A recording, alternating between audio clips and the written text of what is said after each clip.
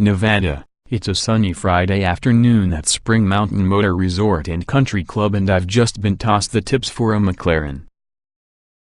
But on this occasion I'm not prearranged with the usual herd of peripatetic auto riders, nor am going to cane a standard, manufacturer-owned fleet car. The occasion is surely an almost cult-like gathering of hardcore McLaren enthusiasts to the unveiling of 10 bespoke cars, a meetup that opens an exceptional window into what goes on when a boutique car maker quickly scans the blogosphere of its method to satisfy its most loyal clientele. McLaren Special Operations MSO is often a tiny division responsible for your manufacturer's individualist offerings like custom order trim and upholstery, together with more grandiose projects such as the X1, the controversially styled on-off, which was commissioned for the Middle Eastern client. MSO also quietly undertakes ventures like painstaking rebuilds of $12 million McLaren F1s which were wrapped around trees, but it's the custom work that earns it essentially the most notoriety. This particular project was dubbed MSO X because MSO took 10 standard McLaren 570S cars and heavily modified them, drawing from McLaren's 570S GT4 race car as being the primary inspiration. The venture was hatched at Monterey Car Week in 2016 after a conversation between MSO boss James Banks and also a Southern California collector named Dan, who preferred to never disclose his last name but happily shared his Instagram handle at Dan_M_I. Because the rich are mostly distinctive from you and me since they travel the planet feasting on automotive experiences, the conversation grabbed again eventually year's Goodwood Festival of Speed and triggered vehicle renderings incorporating cues coming from a hypothetical F1 homage, specifically, the 1997 F1 GTR. The fresh or so involved exploring the art with the possible and setting boundaries, explains Banks. Developing modern cars can be a huge undertaking with massive degrees of legal implications, and homologating a race car would have been excessively raw. We elected to employ a 570S being a donor car with a lot in the brief being making it scream race car.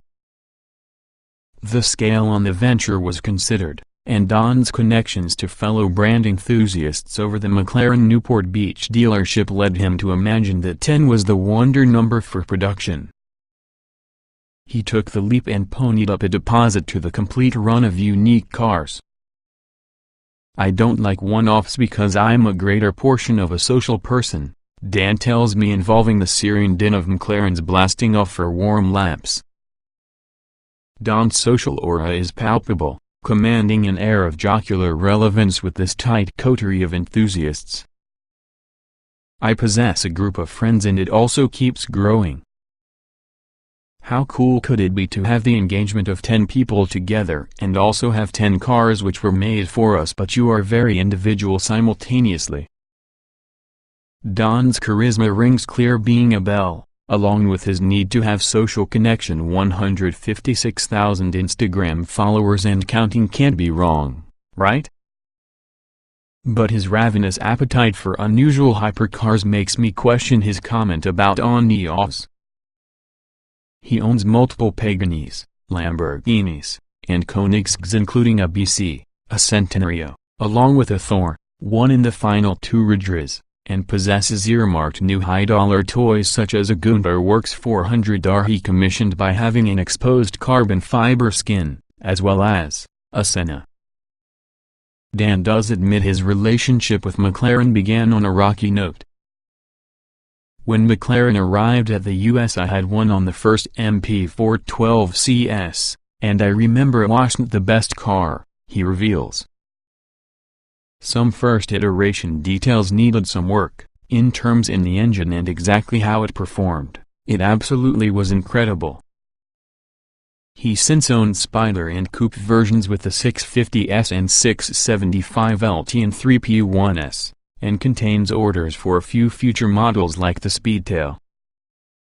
The MSO X cars, which met their new owners to the first time inside a low-key unveiling in the paddock garage prior to the lapping sessions, are clothed in racing homage liveries and incorporate mods that necessitated a little bit of in-house engineering.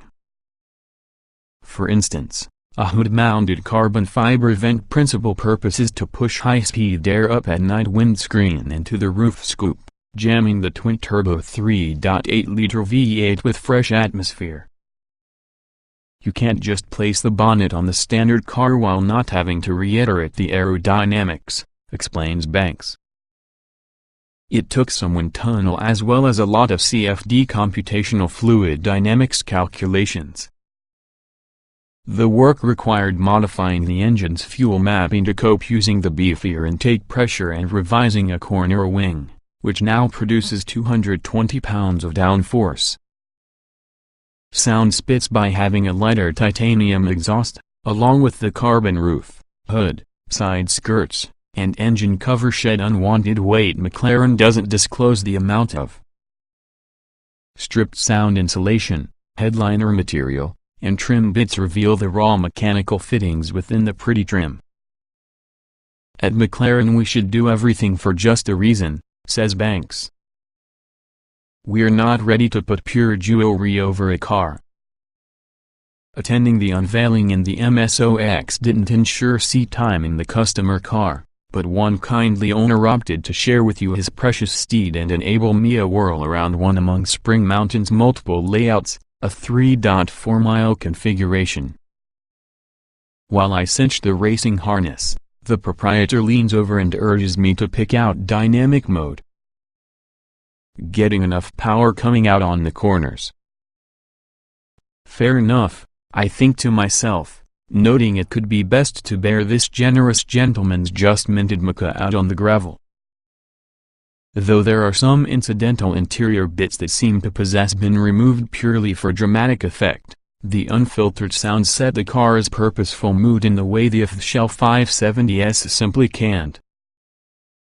The MSO X cars transmit the intake whine, the turbo whistle and also the wastegate whoosh loud and clear, making the modded entry-level car feel a great deal more soulful than stock, echoing aesthetic bits such as graphical treatment along with the wheels, which are painted and clear-coated to customer spec. With the engine creating incrementally more oomph even so the suspension unaltered, the 570S holds its around Spring Mountain as the Pirelli Zero courses claw the tarmac. A couple of laps within the 720S reveal gobs more power, though the MSO cars exude his or her personality, his or her colorful form sliced throughout the desert landscape. Though McLaren won't disclose just what the small batch production cost its clients, one official hinted the price wasn't distant double the standard 570S's $186,600 starting price. Why spend 720S money on the tricked-out 570S? For buyers desiring to differentiate themselves on the supercar crowd, the honest answer is according to McLaren Newport Beach dealer principal general manager Pietro Frigerio. In Newport Beach if you're driving a 911, you're certainly one of a million.